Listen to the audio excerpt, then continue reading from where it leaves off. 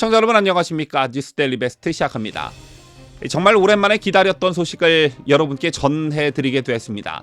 윤석열 대통령이 조만간 출범할 국방혁신위원회의 부위원장급 위원으로 김관진 전 국방부 장관을 내정한 것으로 알려졌습니다.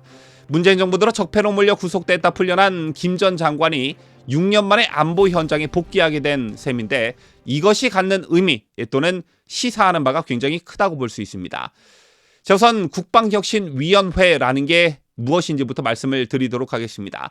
국방혁신위는 작년 12월 인공지능 등 과학기술 강군을 지향하는 국방혁신 추진을 위해 제정된 국방혁신위 구성 운영 규정에 따라 대통령이 위원장을 맡고 위원장 포함 11명이 위원으로 구성됩니다. 국방혁신 계획 수립과 법령 재개정, 정책 조율 등을 담당하고 국가안보실장, 국방부 장관이 당연직 위원을 맡게 됩니다. 대통령이 부득이한 사유로 직무를 수행할 수 없을 때는 대통령이 지명한 위원, 부위원장급이 그 직무를 대행하게 되는데요. 사실상 부위원장급 위원인 김관진 전 장관이 실권을 쥐게 되는 그런 구조라고 말할 수 있습니다. 언론과 접촉한 안보 소식통에 따르면 윤 대통령이 김 전 장관을 국방혁신위 위원으로 낙점했고 국방부 청사에 김 전 장관 사무실도 별도로 마련한 것으로 전해집니다. 윤 대통령은 김 전 장관에게 국방혁신위에 참여해달라고 요청했고 김 전 장관도 최근 이를 수락한 것으로 알려졌습니다.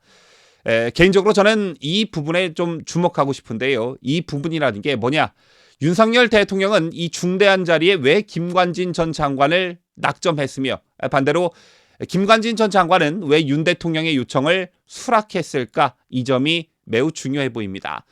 현재 김관진 전 장관은 이른바 국군사이버사령부 정치댓글 사건과 관련해 대법원의 최종 확정 판결을 받지 못한 상태입니다.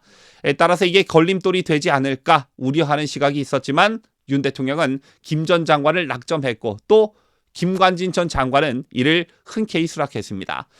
일단 윤석열 대통령 입장에서 보면 윤석열 정부의 국방 대북 기조와 가장 호흡이 잘 맞는 인물이 김관진 전 장관이었을 겁니다. 아시다시피 윤석열 정부는 취임 후 처음 발간된 국방백서에서 북한 정권과 북한군을 우리의 적으로 규정했죠. 6년 만에 부활이었습니다. 주적 개념은 1994년 3월 북한의 서울 불바다 폭언을 계기로 1995년 국방백서에 처음 명기됐습니다. 하지만 햇볕 정책을 표방하던 김대중 정부 들어 직접적인 군사 위협이라는 표현으로 대체가 됐었고 문재인 정부에선 주권, 국토, 국민, 재산을 위협하고 침해하는 세력을 우리의 적으로 간주한다는 모호한 내용으로 바뀌었습니다. 문재인 정부가 북한 도발과 모욕에도 불구하고 가짜 평화쇼에 속아 적이라는 표현을 못 쓰게 막은 것이었죠. 게다가 북한 비위를 맞추려고 한미 연합훈련까지 중단하면서 안보의식마저 실종돼 사회 곳곳에 간첩단이 활개치는 사태가 빚어졌습니다. 이 혼란한 틈을 타 북한은 대륙간 탄도미사일 화성 17형 발사 등 핵미사일 고도화에 나섰고 7차 핵실험까지 감행할 태세입니다. 문재인 정부의 평화 타령과 스스로의 무장 해제로 결국 안보 자해만 부른 셈이 되고 말았지요. 바로 이걸 제자리로 돌려놓겠다는 게 윤석열 정부의 대북 기조인 것입니다. 이런 배경에서 올해 70주년인 한미동맹을 기반으로 튼튼한 안보를 구축하고 철통 같은 대비 태세를 갖추는 것이 급선무인 윤석열 정부에 있어서 김관진 전 장관만큼 마땅한 적임자는 또 없었을 것입니다. 여러분 잘 아시다시피 김관진 전 장관은 북한이 가장 두려워하는 인물로 널리 알려져 있습니다. 김 전 장관은 이명박 박근혜 정부에 걸쳐 국방장관을 지냈고 청와대 국가안보실장을 지내며 북한의 가장 강력한 대응 기조를 견지했던 인물이었습니다. 김 전 장관은 노무현 정부 때 육군 3군 사령관과 합참의장을 거쳐 이명박 정부 때인 2010년 12월 국방장관에 임명이 됐는데 이때가 바로 북한군의 연평도 포격 도발 직후였습니다. 김 전 장관은 당시 국방장관 취임사에서 북한이 또다시 우리의 영토와 국민을 대상으로 군사적 도발을 감행해 온다면 즉각적이고도 강력한 대응으로 그들이 완전히 굴복할 때까지 응징해야 한다고 말해 화제를 모았고 북한 도발 시 선조치, 후보고 지침을 내리고 원점 타격을 주문해 북한이 가장 두려워하는 국방장관이라는 평을 들었습니다. 자, 이후 박근혜 정부에서도 유임돼 2014년 6월까지 3년 6개월간 국방장관을 맡았고 이후 곧바로 청와대 국가안보실장에 임명됐으나 문재인 정권 취임 후 물러나 옥고를 치러야만 했습니다. 자, 그렇다면 반대로 김관진 전 장관이 윤석열 대통령의 요청을 받아들이게 된 배경과 그 이유는 무엇이었을까요? 개인적으로 저는 김관진 전 장관의 결단을 정말 높게 평가하고 싶습니다. 그 이유는 김 전 장관 입장에서 윤 대통령의 요청을 수락하기가 굉장히 어려웠을 것이다 라는 것을 충분히 알 수 있기 때문입니다. 평생을 군인으로서 국가에 헌신해왔지만 결국 돌아온 것은 정치보복으로 인한 옥고였고 심지어 적폐로 몰렸었지요. 그 과정에서 김관진 전 장관은 본인은 물론 부하들이 정권에 시달리는 것을 목격해야 했고 이재수 전 사령관의 극단적 선택까지 있었습니다. 문재인 정권의 눈에 가시와도 같았던 김관진 색출 작업은 정말이지 집요했습니다.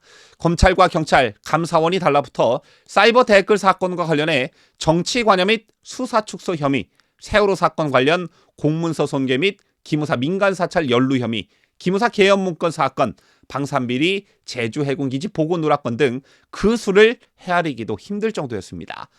저렇게 문재인 정권 5년 동안 시달린 그가 다시 업무에 복귀한다는 것 자체가 매우 힘든 결정이었을 것이라는 건 누구나 쉽게 예상 가능한 부분이지요. 김관진 전 장관의 나이는 74세인데요. 이제 좀 모든 것을 내려놓고 남은 여생을 편히 보내고 싶은 마음이 들었을 법도 한데 윤석열 대통령의 요청을 받아들인 것입니다. 이 어찌 대단한 결심이라 하지 않을 수 있겠습니까? 김 전 장관 역시 윤 대통령의 요청에 안보가 위중한 상황에서도 상황에 도움이 된다면 힘을 보태겠다는 뜻을 밝혔다고 합니다. 특히 김 전 장관은 항소심 선고 후 기자들이 심경을 묻자 당시 안보 상황에 대해 연작처당이라는 소회가 든다고 말한 바 있는데요. 연작처당은 제비와 참새가 처마 밑에 둥지를 짓고 안락하게 지내면서 경계심을 잃어 집에 위험이 닥치는 것을 알아차리지 못한다는 뜻입니다. 현재 우리나라가 닥친 안보 위기를 너무나 함축적으로 잘 표현했다 이렇게 볼 수 있는데요. 대통령실 또한 북한이 핵미사일 위협을 일삼는 상황에서 김 전 장관은 대북 안보 태세 강화를 내보일 수 있는 상징적 인물이라며 기대감을 나타내고 있는 것으로 전해졌습니다. 더군다나 김관진 전 장관이 박근혜 정부 때 국가안보 컨트롤타워인 청와대 국가안보실장을 지냈을 때 당시 현 조태용 안보실장이 안보실 1차장을 그리고 김규현 현 국가정보원장이 2차장을 맡아 김관진 실장을 보좌했었는데 다시 이들이 규합되면서 그 기대감을 더욱 높이고 있습니다. 정말 오랜만에 여러분들께 기분 좋은 소식을 전해드리게 돼 저도 좀 가슴이 벅차오릅니다. 지금까지 저는 자유대한민국을 소화하는 뉴스데일리 베스트 민앵커였습니다.